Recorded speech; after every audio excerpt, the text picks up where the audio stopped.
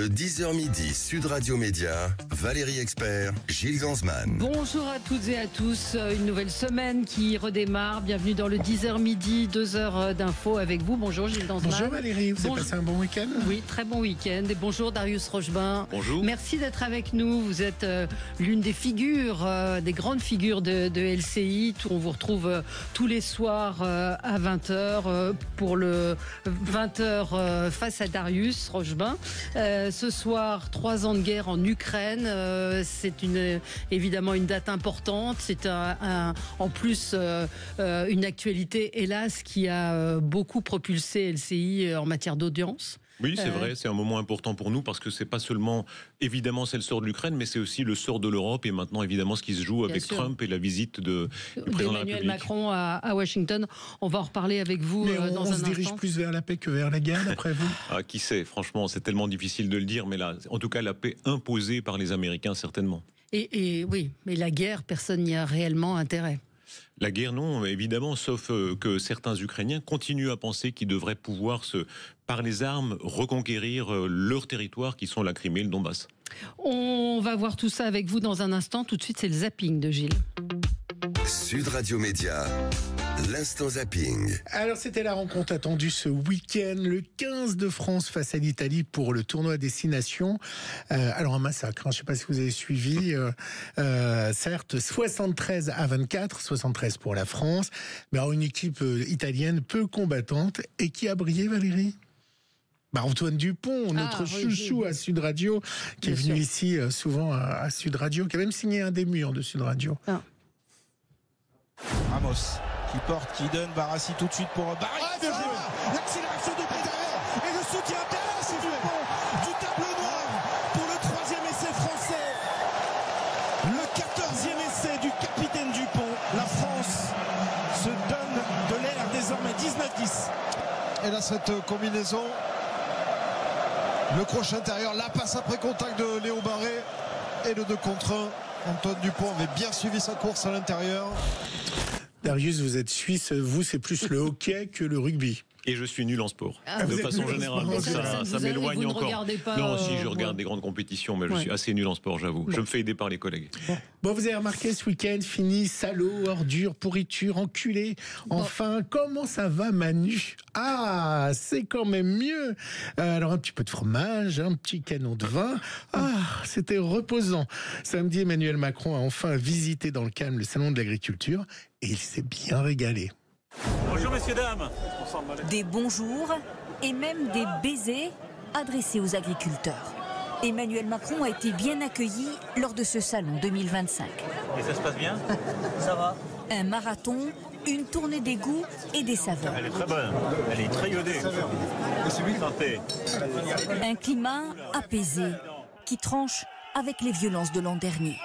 Heure entre manifestants et CRS, bousculade et un président pris à partie.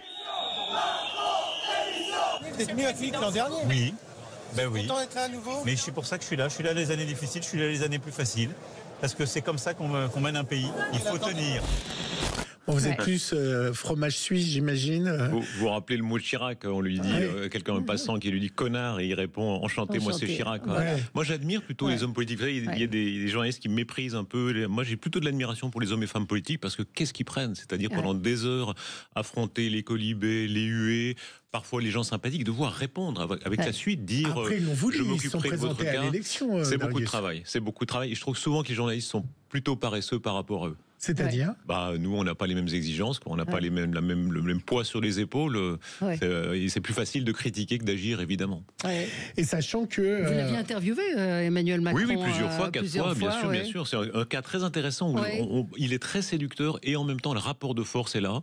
Et d'ailleurs, c'est intéressant de voir comment ça se passera avec Trump aujourd'hui parce que il faut jamais sous-estimer Emmanuel Macron parce qu'effectivement, il a cet air... disons, charmeur, qui lui a été d'ailleurs reproché. On a dit qu'il était léger, et en réalité, il peut jouer un rapport de force. Mais là, face à Trump, ce sera une grande affaire. On va en reparler avec vous de Trump, puisque vous l'avez croisé, on l'a évoqué juste avant l'émission. Et oui, en tout cas, c'est une tradition depuis le général de Gaulle, le président qui faisait au salon de l'agriculture. Le seul qui n'y a jamais été en 14 ans de président, c'est François Mitterrand, qui n'a jamais mis les pieds au salon de l'agriculture. Étonnant. On parle beaucoup de la fin de C8, mais on oublie également le personnel et la chaîne Énergie 12, qui est aussi impactée par cette décision de l'Arcom. Alors elle a décidé de diffuser une émission spéciale de 20 ans, le vendredi prochain. C'est déjà vendredi la fin, c'est quand même fou. Alors si Mathieu Delormeau, qui a été la figure de la chaîne d'Énergie 12, ne sera pas là, il y a une autre figure qui va être là. Vous devinez qui ? Jean-Marc Morandini ? Non. Il n'a pas été sur Énergie 12 ? Oui, mais ça n'a pas été autant important. Écoutez, regardez. Attendez les amours, je crois qu'on a oublié quelqu'un. Vous croyez vraiment qu'on n'allait pas venir pour Énergie 12 ? Pour l'anniversaire d'Énergie 12, les 20 ans d'Énergie 12 ? Non mais allô quoi, bien sûr qu'on sera là. Je rêve. 20 ans de grandes émotions, présenté par Ayem Nour, vendredi 28 février à 21h sur Énergie 12. Eh oui, Thomas et Nabila avec... Nabila, elle est incontournable sur... Vous avez déjà rencontré Nabila ? Je ne crois pas l'avoir rencontré, mais je me rappelle. Il faut qu'il interviewe tout le monde. Vous auriez pu interviewer Nabila. C'est triste, deux chaînes qui s'en vont. Bon, moi j'ai un devoir de réserve, bien sûr. Voilà, mais de façon générale, je suis pour la liberté, la diversité des médias. Il ne doit pas y avoir de parole interdite. Plus la parole est ouverte, mieux c'est. Et, ça vaut d'ailleurs pour la politique aussi. On essaye, nous, d'inviter vraiment tous les points de vue. Et je suis frappé de voir que dans l'opinion, il faut se battre pour ça. On reçoit beaucoup de courriers de gens qui voudraient qu'on parle que entre gens du même avis. C'est la fameuse bulle Internet dont on parle maintenant. Et j'avoue que je ne suis pas réactionnaire, je ne dis pas c'était mieux avant, mais dans ce domaine-là, il y a une déperdition. C'est-à-dire que la jeune génération, souvent, voudrait qu'on parle que entre gens de droite ou que entre gens de gauche, par exemple, ce qui est assez étonnant. Mais même les intervenants eux-mêmes, si je parle de mon expérience sur LCI, j'avais cette émission donc le matin, dans laquelle je recevais des gens très à droite face à des gens très à gauche, et il y avait un débat tout à fait serein et apaisé qui était en place. On avait quelqu'un comme Charb de Charlie Hebdo qui parlait avec François Dorcival ou avec Yvan Rioufol, et ce sont des gens qui s'entendaient et qui étaient capables de débattre en plateau, même s'ils avaient des idées complètement opposées. Aujourd'hui, ça ne semble plus très possible non plus. Je me rappelle très bien Jean d'Ormesson, qui était un cas extrême, qui était un libéral de centre-droit tout à fait assumé, mais qui avait parmi ses meilleurs amis Morand, qui était un type d'extrême droite, très extrême droite. Sa femme était pour ainsi dire nazie, ou Aragon, qui était un type d'extrême gauche, très extrême gauche, stalinien, qui avait fait l'éloge des crimes staliniens, etc. Donc il dialoguait avec les deux extrêmes, et je trouve que c'est sain. Vous regardez pas le rugby, est-ce que vous regardez The Voice? Non plus. Franchement pas, mais ça m'arrive, je suis quand même un peu. J'ai deux filles, j'ai une fille de 15 ans, donc par elle, voilà, elle me tient au courant de ce genre de choses. Vous regardez la télé? Vous avez le temps? Parce bien que sûr. Tous les soirs, par la force des choses, vous ne pouvez pas regarder les films. Par extrait sur Twitter, voilà. Je crois beaucoup, la démocratie médiatique, c'est quelque chose de très fort. Je trouve que quand on regarde Twitter, ça fait remonter les extraits les plus forts de n'importe quelle émission. Alors samedi, s'est passé quelque chose à la fois d'extraordinaire et tellement émouvant sur le plateau de The Voice. Vous l'avez vu ou pas, Valérie? Non. Vous allez comprendre mon lancement. Vous n'avez pas vu Colette? Écoutez Colette. Je l'ai vu en extrait. Est-ce que vous êtes bien assise? Je suis très bien assise. Colette. Ça va très bien. Vous savez que vous venez de battre un record aujourd'hui dans l'émission. Ah bon? Ben oui, vous êtes la doyenne historique de The Voice. Puis-je me permettre de vous demander votre âge? 95 ans. Ah ben voilà. C'est pas vrai. Vous connaissez les chansons de Patricia? Bonsoir Colette. Patricia, j'avais envoyé une chanson, tu te souviens? Ah bon? Non, j'en avais envoyé une. Ah bon? Elle a une si belle voix, on peut l'applaudir. En plus, elle fait l'animation. Mais est-ce qu'il y a une chanson de Patricia que vous connaissez? Mon mec à moi, il me parle d'aventure. Pris dans ses yeux, je pourrais y passer la nuit. Il parle d'amour comme il parle des voitures. Oh, voyou. Bah non, pas voyou, pas voyou. Bah si, il parle d'amour comme il parle de voiture. Ouais, mais il était jeune, Comme quoi, il n'y a pas d'âge pour chanter. Merci d'être là, Colette. Alors, les sièges ne se sont pas retournés pour Colette, qui a beaucoup ému la France. Et en effet, il y a eu beaucoup d'extraits. Et alors, cette année, il y a une option où vous pouvez donner une seconde chance. Pas mal. Et Colette est revenue à chanter une chanson de Charles Trenet. Il faut noter que Colette, en fait, a écrit pour un tas de personnes, entre autres, beaucoup de chansons pour Juliette Gréco, pour Marcel Amont. Et en fait, ces chansons marchaient tellement qu'elle s'est oubliée, qu'elle n'a pas décidé d'aller chanter alors que c'était son rêve. Et donc, à 95 ans, elle réalise son rêve de chanter alors qu'elle était toute sa vie auteure de chansons à succès. Belle histoire. Que vont-ils devenir, les enfants amoureux? Comment faire pour être heureux? Mais donc, elle n'a pas été choisie. Oui, j'ai peur elle des n'a pas été fusils. choisie. Mon enfant, ma colombe. Ça va être compliqué après de continuer. C'est un concours de chant quand même. Donc le buzz, pardon, d'être rabat-joie. Pardon, Non, d'être c'est un moment rabat-joie. émouvant. Oui, mais c'est le buzz quand même. Non, allez, on se comme retrouve vous dans êtes. un instant avec Darius Rochebin. Ça mérite À tout de d'exister. suite. Le 10h midi, Sud Radio Média, Valérie Expert, Gilles Gansman.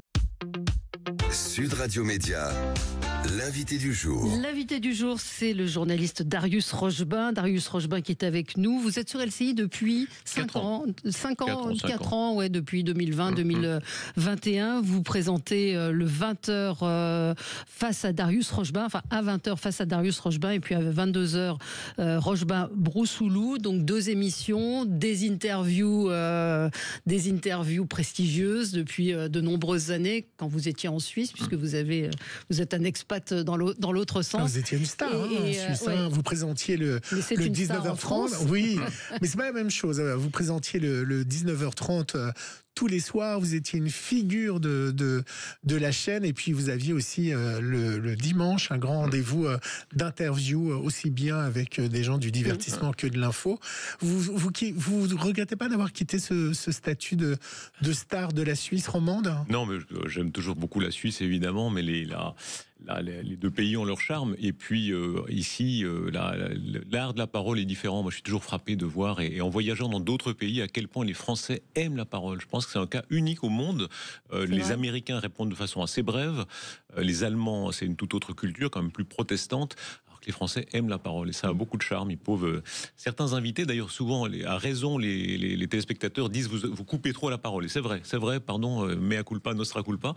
Et en même temps, certains, si on n'arrête pas le discours, ils pourraient parler pendant 30 minutes sans difficulté. Et ça, il n'y a pas ça en Suisse ou dans d'autres pays? Ni en Suisse, ni en Allemagne, ni aux États-Unis, ni même en Italie. Les Italiens sont bavards pour les petites choses. Mais quand vous faites une interview avec un Italien, j'ai pas mal interviewé de responsables italiens, président du Conseil. La Suisse. Oui, et en réalité, non, ils sont beaucoup moins. Voilà, il y a un goût de la parole française qui est sans fin. Aujourd'hui, c'est plutôt le 24 février qu'on entrera dans la 4e année de guerre. Guerre en Ukraine, attaque de la Russie, cette guerre que vous avez longuement traitée sur les antennes de LCI. Ce soir, une émission spéciale? Oui, émission spéciale avec les voix, toutes les voix. On aura des voix comme Gérard Haraud, qui a toujours été depuis le début du camp plutôt de ce qu'on appelle la réelle politique, ceux qui disaient tôt ou tard il faudra négocier avec Poutine, mais aussi des voix ukrainiennes. Il y a Ina Shevchenko, par exemple, qui était toujours pour dire non, on ne négocie pas avec Poutine, on se bat jusqu'à la dernière minute pour reconquérir le dernier centimètre carré de territoire occupé. J'ai vu une émission jeudi ou vendredi où elle a été très contestée par tous vos invités. Elle était je ne sais pas si c'est elle, mais il y a eu une invitée ukrainienne qui était... Il y a des débats vifs, absolument. Ouais. Donc il y a vraiment les 2 avis qui s'exprimeront. Et d'ailleurs, jusqu'à la fin, on verra quand cette guerre prend fin ou non. Mais il a fallu se mettre... j'ai envie de dire, vous avez appris en même temps que la guerre s'intensifiait, puisque c'est pas évident. Enfin, vous êtes très... Moi, j'avais évidemment, beaucoup voyagé dans ces pays-là. J'avais fait beaucoup d'interviews à la fois de Poutine, ensuite de Zelensky. Vous avez déjà rencontré Poutine? Oui, j'avais interviewé Poutine en 2015. Poutine, c'est une sorte de policier... la marque policière est très forte chez lui, c'est-à-dire il vous regarde avec un air assez méfiant, assez ironique. Il est intéressant à interviewer parce que, comme Trump d'ailleurs, c'est des gens qui ont vraiment le pouvoir. Donc, contrairement à des dirigeants occidentaux qui pensent tout de suite à ce que dira leur parlement, leur parti, leur chef de parti, etc., ils vous répondent vraiment ce que eux veulent. Donc, ça donne une certaine densité à l'entretien, pour le meilleur et pour le pire. Mais oui, ils vous regardent un peu comme un un policier de haute police, hein. C'est pas le policier du commissariat du coin, mais de policier de sûreté qui se dit oui, j'ai ton dossier, vas-y, pose-moi ta question. En plus, il parle allemand, moi je parle un peu allemand, et hors interview. Un peu. Si, il parle anglais, mais moins bien. Il parle très bien allemand parce qu'il était en poste à Dresde quand il était lieutenant-colonel du KGB. Et donc, j'avais eu, après un entretien assez complet avec lui, en plus, après l'entretien. Et vous avez plus de stress face à quelqu'un comme Poutine que face à un autre, que face à Zelensky, par exemple. Il y a une tension, et en même temps, c'est une tension saine parce que, disons, il se passe vraiment quelque chose. Oui, c'est ça. Vous savez que vous avez quelqu'un de. Comment ça se passe en coulisses quand on vous dit oui, vous êtes fouillé quand vous arrivez, vous savez qu'il y a une enquête des Russes sur vous, il y a des moyens de pression. Le première interview que j'avais faite de ce type de personnage, c'était Arafat. C'était en 93, je crois. Et ils avaient tellement peur des attentats. Et vous savez, moi, je suis un peu, parano. J'ai toujours peur de manquer de stylos. Donc, j'avais une boîte avec 50 stylos. Et c'était l'époque où on avait peur des stylos empoisonnés. Et donc, les gardes du corps m'avaient forcé à mettre sur le doigt un point avec chaque stylo de mes 20 stylos parce qu'on avait peur qu'on pique Arafat pour l'assassiner. Ce soit un stylo, seringue, empoisonné. Et on vous demande d'avoir rien sur vous, alors, par exemple, dans ce genre en l'occurrence, en réalité, souvent, ça se fait dans un certain désordre. On a l'impression. Et même Poutine, par exemple, on était à Saint-Pétersbourg, dans un palais tout près du golfe de Finlande, et on avait progressé salle par salle jusqu'à arriver à lui, et jusqu'à la dernière seconde, on ne savait pas si on pouvait vraiment l'interviewer. Ce qui est aussi une façon de faire pression sur les gens, pour les intimider, bien sûr. Il y a beaucoup de stratégies d'intimidation comme ça, toujours. Donc vous aviez voyagé dans ces pays, vous aviez déjà réalisé certaines interviews, néanmoins, le Donbass, parfois sur LCI, quand on regarde les émissions, on voit parler de territoires dont on a d'opérations militaires, de choses extrêmement précises, et c'est ce qui a fait la qualité de l'antenne d'LCI d'ailleurs, et qui a fait son succès sur cet événement. Vous avez été leader de l'information. Et en même temps, il y a l'incertitude de la guerre. On ne sait jamais de quoi le lendemain sera fait. D'ailleurs, objectivement, on s'est beaucoup trompé. Vous savez, les journalistes se trompent beaucoup. Heureusement, ça montre que ne faut pas trop se tromper quand même. Mais enfin, la guerre est imprévisible. La guerre est imprévisible. Moi, je suis toujours frappé dans la génération. Vous savez, j'avais beaucoup fait d'interviews de Badinter ou de Hélène Carrère d'Encausse, qui étaient des nonagénaires. Et ils disaient à quel point, pour eux, l'effondrement de la France en 40 avait été un choc inouï. Parce que pour les Français de 40, la France, la grande puissance française, c'était inimaginable que l'armée française puisse se déliter. Et bien, de la même façon, aujourd'hui, qui sait exactement ce qu'est la vraie puissance des armées respectives? Il y a encore aujourd'hui un facteur d'incertitude qui est énorme. Et ça se sent d'ailleurs chez les invités, quand vous êtes face caméra, souvent ils prennent l'air assez assurés. Et puis juste après, vous leur dites, mais vous êtes sûr? Et vous comprenez que les plus grands généraux, les plus grands spécialistes doutent. Et heureusement, ça montre qu'ils sont... Mais justement, est-ce que des fois, on n'a pas l'impression que c'est pas des invités de pacotille, mais c'est du bavardage, mais ils ne sont pas sur le terrain, ils n'ont pas forcément... C'est un peu des reproches qu'on a fait au Covid aussi, avec beaucoup de gens qui venaient en plateau s'expliquer. Comment vous... Alors, il y a Anne Niva, qui est une vraie spécialiste, qui est avec vous. C'est un peu injuste, ces reproches sont un peu injustes, parce que beaucoup de ces invités ont vraiment une expérience. Vous citez Anne Niva.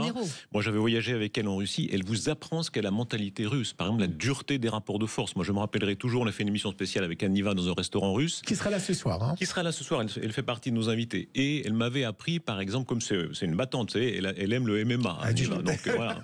moi qui suis nul en sport, comme je vous le disais, c'est un autre monde. Elle a du caractère. Et si vous entrez dans un restaurant russe, si vous n'êtes pas un peu désagréable, vous êtes un plouc. Parce qu'il faut jouer le rapport de force. Il faut dire, je ne veux pas être assis là, je veux être assis là, non, je change d'avis, etc. C'est comme dans le film de Louis de Funès, vous savez, la folie des grandeurs. Si vous êtes riche, vous êtes désagréable, dit Louis de Funès. C'est ça. Si vous êtes puissant, il faut montrer que vous êtes puissant, un peu désagréable. De la même façon, quand vous connaissez, par exemple, le terrain, vous avez un atout. Des gens comme Michel Goya, par exemple, ils ont dirigé des groupes de snipers. Ils ont fait la guerre pour de vrai, donc ils ont une expérience qui est très forte. Anne Niva qui publie d'ailleurs un article dans Le Point expliquant à quel point les Russes sont un peu fatigués de cette guerre, le peuple russe. Vous avez vu cet article? Bien sûr. Et les Ukrainiens aussi. Vous savez, on dit tout. On dit les forces et les faiblesses des uns et des autres. Du côté russe, évidemment, la fatigue de la guerre. Du côté ukrainien, les désertions. Il y a eu beaucoup de désertions. Je crois qu'ils sont 600 000 environ Ukrainiens qui sont hors de l'Ukraine, qui peut-être, si l'Europe le voulait, les armées pourraient revenir combattre, mais on dit tout, les faiblesses et les forces des uns et des autres. On a été quand même surpris de voir que la Russie, finalement, n'était pas l'armée qu'on imaginait. C'est-à-dire qu'on a 3 ans de guerre, on rentre, on le dit, dans la 4e année aujourd'hui même, et la Russie n'a pas gagné. La Russie n'a pas gagné, mais elle n'a pas perdu non plus. Ils n'ont pas réussi à prendre Kiev, donc ça a été un grand échec. Mais aujourd'hui, on assiste quand même à cette chose incroyable que même le président de la République dit on ne pourra pas reconquérir par les armes la Crimée et le Donbass. Absolument. Et ça, c'est la partie réussite des Russes. Il y a l'échec et il y a la réussite. Oui. Et est-ce que vous pensez que Poutine a une vraie volonté de la paix désormais ? Je crois que Poutine a une volonté impériale, en tout cas dans son espace, c'est-à-dire la nostalgie de l'Union soviétique. Vous savez, il y a sa phrase fameuse qui dit si on n'a pas de cœur et pas d'esprit, est-ce qu'on regrette l'Union soviétique ? Il y a une volonté, en tout cas, d'empire sur les anciens territoires soviétiques. Quelle est sa volonté d'empire plus loin ? Ça, c'est une question ouverte. Ce matin, je crois que c'est Libération qui titrait 3 ans de guerre, l'Ukraine entre la menace russe et l'appétit de Trump. Trump qui réclame des terres à l'Ukraine. Lui, c'est un des terres riches, c'est un businessman. Je crois surtout que plus loin que ça, il y a une idée presque de Yalta, de partage du monde, du partage des influences, qui est une vieille idée américaine. C'est-à-dire, on dit toujours Trump, mais il y a une continuité, c'est le génie des nations. Les Américains pensent américains, les Français, les Russes. Et en réalité, déjà, par exemple, Bush le père était allé à Kiev en 91. Le discours existe sur Internet. Et c'est saisissant parce qu'il dit aux Ukrainiens en 91... rester en Union soviétique en substance. Parce que déjà à l'époque, les Américains, qui sont souvent des réels politiciens assez durs, considéraient qu'il y avait un espace russe et puis qu'on se partageait en réalité les influences. Et Trump, vous l'avez interviewé ? J'ai rencontré à Davos, je ne l'ai pas interviewé, mais dans un petit groupe, et c'est toujours intéressant de voir les gens physiquement parler de Poutine. Et Trump dégage une impression de puissance, de densité. Il est très grand, d'abord, c'est ce qui frappe. Massif, Alors, il est gros, il est massif, mais il est aussi très grand. Et très concentré, très travailleur. En réalité, on comprend à sa façon d'écouter qu'il a les dossiers en tête. Il faut toujours se méfier, vous savez, la légende des gens qui ne travaillent pas. En général, c'est faux. C'est ça, le cliché, il joue au golf, il mange des hamburgers, il boit du coca. Très concentré, très travailleur, qui sait très bien là où il veut en venir. Tout ça habillé par des déclarations qui peuvent être un peu excessives, excentriques. Il y croit, ces déclarations ? Vous savez, c'est le travers ou la qualité, chacun jugera, du promoteur new-yorkais. C'est-à-dire, vous commencez par gueuler très fort pour attendrir la viande, pour impressionner, et après, vous entrez dans le vif de la discussion. Mais le travail, ça m'a beaucoup impressionné. Et je suis passionné de biographie historique. Il y a un personnage, Talleyrand. Il y a des centaines de biographies qui ont été écrites sur lui, avec la légende il travaillait pas, il faisait que passer son temps dans les salons jusqu'à tard le soir. Non, et il y a une biographie qui est fantastique, qui est Vareskiel, qui a examiné exactement son travail, qui montre que tous ces gens de pouvoir, en réalité, sont de très grands travailleurs. Vendredi, il y a des émissaires américains qui vont aller en Russie pour des négociations. Comment vous faites pour les suivre à ce moment-là ? Quand, par exemple, vendredi, est-ce que vous aurez des envoyés spéciaux là-bas ? Alors on a beaucoup d'envoyés spéciaux. En Ukraine, souvent en Russie, on est allé vraiment partout. Ça, c'est aussi la force, pas seulement de LCI, mais TF1, puisqu'on est adossé à ce groupe-là. Et puis une liberté de pensée qui est très grande, c'est-à-dire qu'on a pu interviewer sur la chaîne à la fois un diplomate chinois qui faisait l'éloge de Mao. Alors à ce moment-là, il faut évidemment le reprendre. C'était l'ambassadeur, non ? Oui, l'ambassadeur. Vous êtes confronté à lui ? Voilà, il est parti. Oui. Il est revenu parce que je crois maintenant il est nommé pour toute l'Europe. Et là encore, c'est intéressant de parler de pas se fâcher avec lui. On verra. En 2100, peut-être qu'il faudra parler chinois, disent les pessimistes. C'est vrai ? Qui sait ce que seront les empires en 2100, voilà. L'Europe a de beaux restes quand même. Oui, non, mais ça c'est certain. Mais ce que vous dites est très, très juste sur le physique des politiques qui sont parfois très parlants et très impressionnants. Oui, c'est toujours intéressant de les voir en vrai, comme on dit. Bien sûr. Parce qu'il se dégage quelque chose de particulier. Ce sont des hommes quand même à part, des hommes et des femmes. Moi, j'ai pas eu la chance des femmes, je ne sais pas, mais en tout cas des hommes politiques qui vous transpercent parfois. Bien sûr. C'est Gisèle Halimi qui racontait de manière très drôle, vous savez, c'est la première fois qu'elle a vu De Gaulle et elle décrivait à quel point elle l'a regardé, elle a l'impression qu'elle avait une montagne face à lui. Et je ne sais pas si vous vous souvenez de l'histoire De Gaulle, qui était un peu vieux genre, qui a voulu un peu la rabaisser, qui lui dit « Mais alors, dois-je vous appeler madame ou mademoiselle ?» Et Gisèle Halimi lui a répondu « Mais appelez-moi maître ». T'es avocate. Ouais, Alors, il s'est un peu rembruni. Allez, on va marquer une pause et on se retrouve dans un instant avec vous, Darius Rochebin, pour parler donc de cette émission spéciale ce soir Puis un peu sur d'info LCI, française. de l'info, de la manière dont on traite l'information. À tout de suite. Absolument. Le 10h midi, Sud Radio Média. Valérie Expert, Gilles Gansman. Sud Radio. Le supplément média. Le supplément média, toujours avec Darius Rochebin, à partir de 20h sur LCI ce soir et tous les soirs de la semaine, jusqu'à minuit. C'est une tranche importante quand même. Du lundi au jeudi. Du lundi au jeudi et dimanche on commence à 18h. 18h. Et ensuite c'est Margot Haddad qui prend le relais et on finit ensuite 22 minuit. Donc ça fait pas mal d'ampleur horaire. Comment vous travaillez? Vous arrivez tôt le matin, on a envie de connaître un peu les coulisses. On s'imprègne. Oui. C'est des métiers où il faut s'imprégner, absolument. c'est-à-dire l'heure d'arrivée. D'ailleurs, je me fais parfois engueuler avec raison par mes collègues si j'arrive en retard. Mais on s'imprègne, c'est-à-dire on peut être retard pour un Suisse. Oui, c'est ça la c'est le honte. problème. Oui, je sais que c'est la honte. Mais C'est honteux. Mais vous arrivez.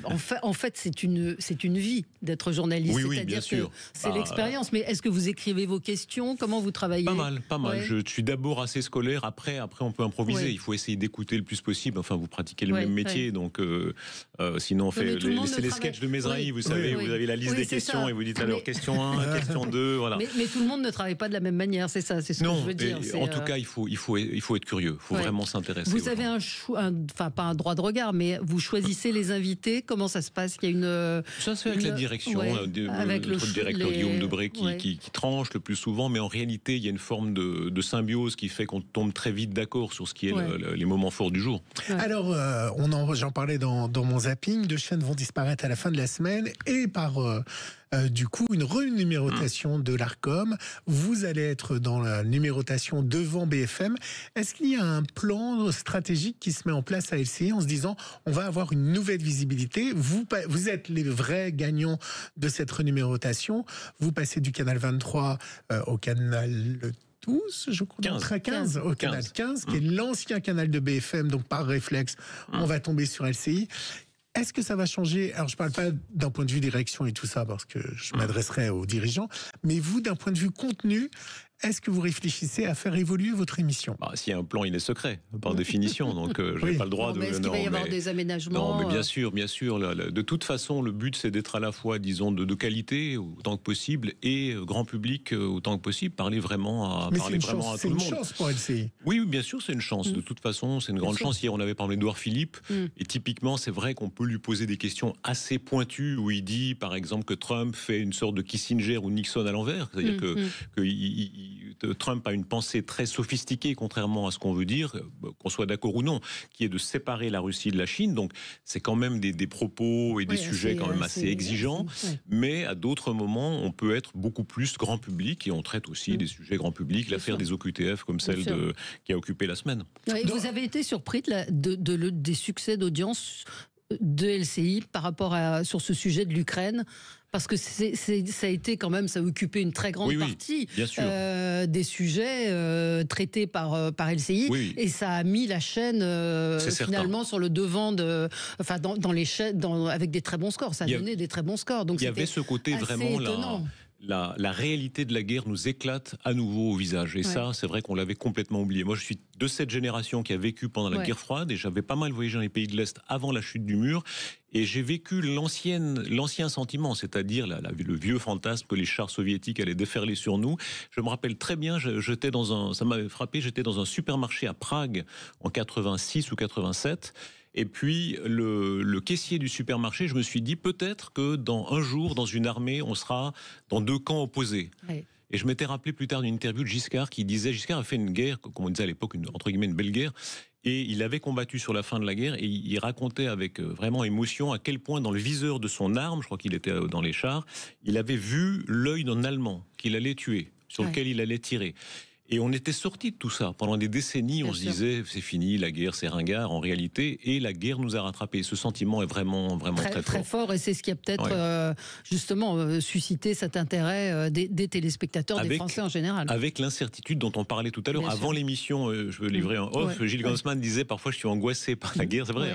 Oui, je trouvais votre chaîne parfois très angoissante, justement. Et c'est vrai que même les gens les mieux informés on le doute. Bien Au sûr. début de la guerre, quand on a parlé le plus du danger nucléaire, moi j'avais été frappé, j'ai un copain ambassadeur français dans un pays étranger qui m'avait appelé pour me dire « Darius, si tu as une information avant les autres sur un danger nucléaire, appelle-moi ». Appelle-moi parce que ma fille est encore à Paris et j'aimerais être averti avant, ce qui est absurde parce que il imaginait que quand le missile part, pendant les 3 minutes, vont appeler Darius et puis je vais appeler en disant au fait, avertis ta fille que le missile arrive. Mais il y a tellement d'incertitudes et la guerre est quelque chose de tellement effrayant que même les gens les mieux informés ont des doutes. Des doutes, forcément. Mais maintenant, vous en avez un peu moins sur... on part sur des négociations quand même. Bien sûr, et là on voit la puissance des États-Unis, c'est-à-dire que en réalité, même ceux qui s'élèvent contre les États-Unis, qui contestent la puissance américaine, souvent ploient les épaules. Le thème des négociations, je vous rappelle quand même, par exemple, que l'Ukraine disait, le président Zelensky, d'ailleurs, dans une interview qu'on avait faite en 2022, jamais on ne négociera avec Moscou tant que Poutine est là. C'était un engagement. Et maintenant, il dit le contraire, puisqu'il dit je veux négocier avec Poutine. Et Trump dit d'ailleurs qu'ils doivent se parler. En réalité, c'est uniquement parce que les États-Unis d'Amérique, avec toute leur puissance, l'imposent. Et ils ont la puissance d'imposer ça. Mais à l'inverse, imaginons qu'il n'y ait pas eu Trump, on partait pour 10 ans de guerre. Qui sait ? Qui sait ? En tout cas, les Américains donnent le là toujours de façon extrêmement impressionnante. Dans nos générations. Ça veut dire que l'Europe compte pas ? Non, c'est pas vrai. L'Europe, d'ailleurs, dans leur esprit, compte beaucoup. Je ne sais pas si vous voyez à quel point ça va à double sens. Musk et Trump s'intéressent à l'Europe. Musk qui va à Notre-Dame de Paris. Le fait que Musk est obsédé, y compris pour pousser certains partis nationalistes en Europe. Pour eux, l'Europe fait partie du plan. Vous savez, ils ont une obsession de l'Empire romain. Je ne sais pas si vous suivez le compte Twitter de Musk. Ils considèrent qu'ils sont l'Empire romain, le nouvel Empire romain, mais qu'eux ne tomberont pas. Contrairement à l'Empire romain. Et on fait partie, en tout cas, de leur point de vue, de leur empire. Pourtant, on a l'impression qu'ils ne veulent pas inclure l'Europe. Je ne pense pas. Ils veulent l'Europe à leur manière. Alors c'est l'Europe de Madame Meloni, c'est l'Europe de l'AfD ou des conservateurs. C'est évidemment pas l'Europe d'Emmanuel Macron ou d'Ursula von der Leyen. Mais quel poids ? Parce qu'on voit qu'en ce moment même, plusieurs dirigeants européens sont à Kiev pour rappeler que l'Ukraine c'est l'Europe. Quel poids effectivement peut avoir cette Europe ? On vit vraiment un moment de bascule, de révolution. Jusqu'où ira cette révolution, c'est intéressant. En tout cas, on voit à quel point des États-Unis partent dans chaque génération des mouvements très puissants. Rappelez-vous, ici, on est forcément eurocentré, donc mai 68, pour nous, c'est un phénomène français parisien. En réalité, c'était un phénomène américain. C'est parti des campus américains. Il y a eu cette grande vague libertaire de 67-68. Après, dans les années 80, il y a eu la vague Reagan. Rappelez-vous, la grande vague libérale, Reagan, Thatcher, qui a déferlé sur l'Europe. Aujourd'hui, il y a cette vague Musk, Trump, Vance, les nationalistes qui sont très poussés. Alors, jusqu'où ça ira, ça, c'est l'inconnu. Mais ils donnent le là. Ils donnent le là toujours parce qu'ils ont la puissance économique. Est-ce que vous allez rencontrer le nouveau président ? Ils ont la puissance même culturelle. Je vous parlais de mes filles tout à l'heure. Là, je suis allé à Disney, Disney voilà. Et j'étais frappé de voir. Elles entrent là. Vous mettez les oreilles de Mickey ? Moi, j'ai pas mis les oreilles de. Enfin, je vais mettre un peu, parce que j'étais obligé à un moment. Mais en réalité, c'est comme sous l'Empire romain. Si elles voyaient les déesses de l'époque, c'est leur monde. Hollywood s'est imposé.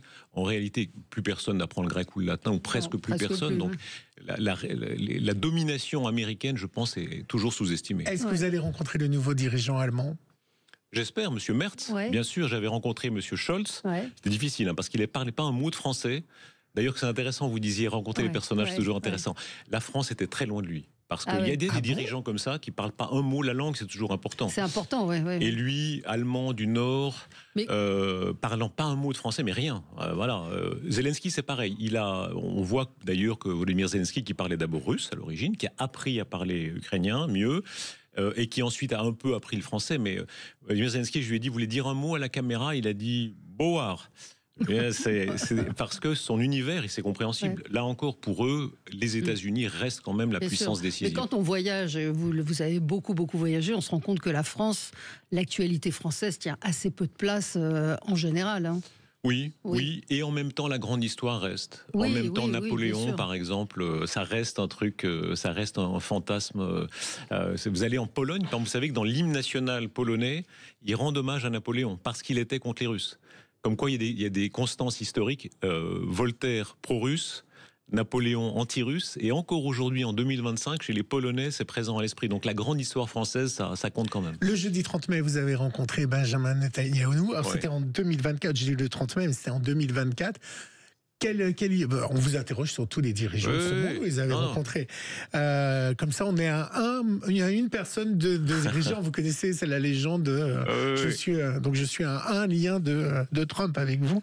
Avec une manifestation qui était autour de la tour de TF1, donc je suis sorti par une porte dérobée. C'est vrai. Oui, bien sûr. Oui, parce qu'il ne voulait pas que vous receviez Benjamin Netanyahu. Et on revient à ce débat qu'on avait tout à l'heure, c'est-à-dire qu'il faut interviewer tout le monde, je pense, ce qui n'empêche pas qu'on peut considérer, typiquement Netanyahou, qu'il est sous mandat d'arrêt international, donc il faudrait l'arrêter. Ça n'empêche pas le débat libre à ce sujet-là, mais Netanyahou, Poutine, Zelensky, Trump, pas Trump, Biden, je pense que le métier de journaliste, c'est d'interviewer tout le monde, ce qui n'empêche pas, encore une fois, qu'on peut être après, dans la position éditoriale, très sévère à leur égard. Bien sûr, et vous avez aussi... juste la réponse, quelle image vous avez de ce dirigeant ?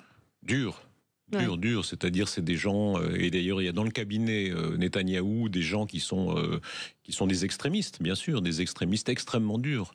Mais il faut comprendre aussi ça. Bien sûr, serait-ce pour le condamner ensuite, mais il faut comprendre cette diversité du monde. Oui, vous avez également régulièrement animé des émissions, comment sortir de la crise.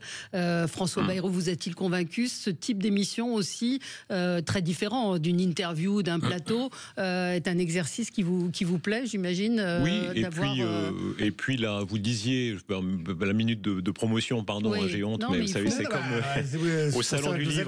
Il y avait Joseph Joffo, je ne sais pas si vous vous souvenez, extraordinaire écrivain, il avait ses piles de bouquins et il dit venez acheter, je vous en donne 3 pour 2, etc.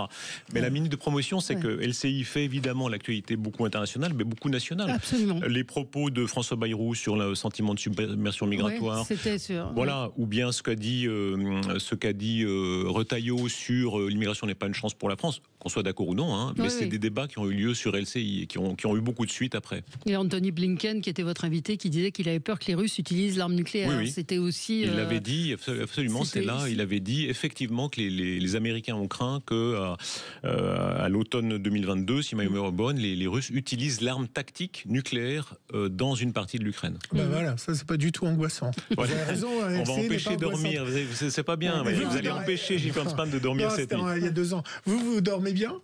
Oui, plutôt bien. Alors, comme on disait, il faut être imprégné. Donc, souvent la nuit, vous levez, vous regardez les dernières dépêches. Mais c'est vrai. Vous levez dans la nuit ? Bah oui, bien sûr.